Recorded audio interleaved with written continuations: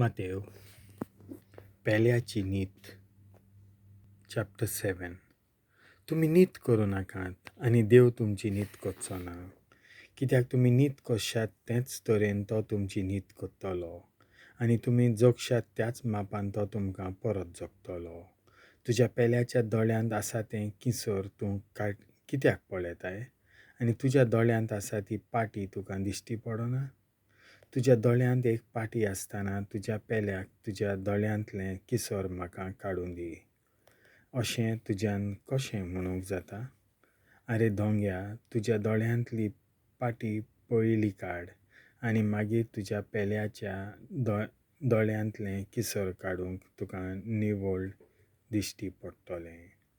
पवित्र वस्तू काडून सुण्याक घालूं नाकात आनी तुमची मोतयां दुकरांच्या फुड्यांत उडोवं नाकात.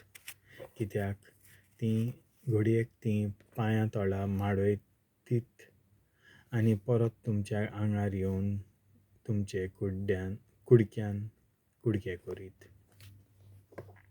मागण्यांत बापाचेर पूर्ण विस्वास. मागात आनी तुमकां मेळटलें, सोदात आनी तुमकां गावतलें, दारार मारात आनी तें तुमकां उगडटलें. कित्याक मागतात तांकां मेळटा, सोदतात तांकां गावता आनी दारार मारतात तांकां तेंच उगडटलें. आपल्या पुतान उंडो मागलो जाल्यार ताका फातर काडून दीत तसलो कोण मनीस तुमचे मदें आसा जायत. आनी मासली मागली जाल्यार तो ताका सोरोप काडून दीत. तुमी वायटोवी जावनूय तुमच्या भुरग्यांक बऱ्यो वस्तू दिवंक तुमी जाणत जाल्यार कितलो अदीक तुमचो सर्गीचो बाप आपणा लागीं मागतात तांकां बऱ्यो वस्तू दिवचो ना. म्हणटच दुसऱ्यांनी तुमचे थंय करचें म्हूण तुमकां जाय तशेंच तुमी दुसऱ्या थंय करात. समर्थ आनी प्रवादी शिकयतात तेंच. अशीर दारवंटांतल्यान भितर सरात. कित्याक घरटानाक पावयता तो दारवंटो रूंद आनी तो मारोग विस्कळ आनी तांतल्यान वेता तो लोक पुस्कळ. जिविताक पावयता तो दारवंटो कितलो म्हूण अशीर आनी तो मारोग कितलो म्हूण कठीण आनी भोव थोड्यांक तो मेळटा. झाड आनी फळां. फटकिऱ्या प्रवाद्यां विशीं चोत्रायन रावात. मेंढऱ्यांचें रुपणें घेवन तुमचेशीं येतात पूण भितरल्यान क्रूर लांगडे ते. तांचीं फळां पळोवन तुमी तांकां वळखून काडटल्यात.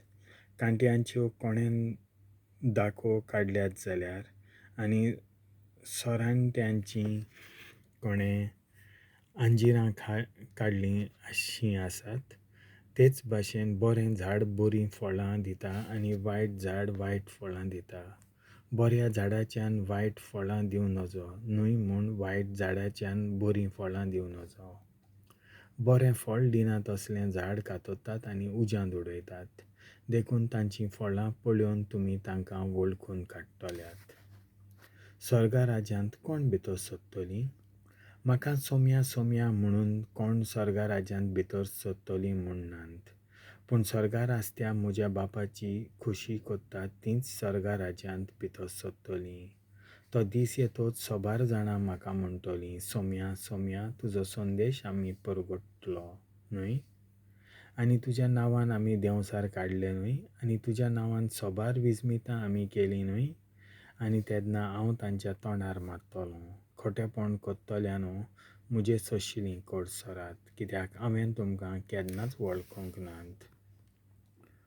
खोडपार बांदलोलें घर. देखून हीं म्हजीं उतरां आयकतात आनी तांचे परमणें चलतात तीं आपलें घर खोडपार बांदलोल्या एका शाण्या मनशा सारकीं. पावस पडलो, उदकाचे लोट आयले, वादळ सुटलें आनी त्या घरार मारलें, तरी तें मोडलें ना, कित्याक तें खोडपार बांदलोलें. पूण हीं म्हजीं उतरां आयकून तांचे परमणें चलनात तीं आपलें घर रेंवेर बांदलोल्या एका पिसाट मनशा सारकीं. पावस पडलो, उदकाचे लोट आयले, वादळ सुटलें आनी त्या घरार मारलें आनी तें मोडलें आनी ताचें सारकें घट्टान जालें. जेजूचो अधिकार. जेजून आपलें उलोवप सोंपयलें आनी ताची शिकवण आयकून लोक जबर उजाप जालो, कित्याक तांच्या शास्त्र्यां भाशेन न्हय पूण अधिकाऱ्यान तो तांकां शिकोवन दितालो.